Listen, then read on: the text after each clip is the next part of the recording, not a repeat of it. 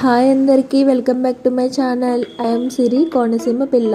ఈ రోజు వీడియోలో గోంగూర మునక్కాడ కాంబినేషన్ లో కర్రీ ప్రిపేర్ చేయబోతున్నాను. ఈ కర్రీ అనేది చాలా రుచిగా ఉంటుంది. మీ ఇంటికి ఎవరైనా రిలేటివ్స్ వచ్చినప్పుడు వెజిటబుల్ కర్రీస్ లో స్పెషల్ గా ఏదైనా కర్రీ ప్రిపేర్ చేయాలి అనుకుంటే ఈ కర్రీ ప్రిపేర్ చేయండి, ఎంతో టేస్టీగా ఉంటుంది. ఈ కర్రీ కోసం ముందుగా స్టవ్ మీద ప్యాన్ లో 1 స్పూన్ ఆయిల్ వేసి హీట్ అయిన తర్వాత హాఫ్ కట్ట గోంగూరని వాష్ చేసి తరుక్కొని వేసుకోవాలి.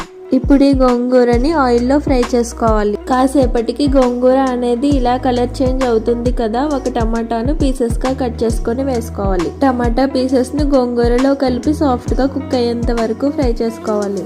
ఇలా కుక్ అయిన తర్వాత దీన్ని పక్కకు తీసుకొని కర్రీ ప్రిపేర్ చేయడానికి స్టవ్ మీద మరొక ప్యాన్ ను పెట్టుకోవాలి.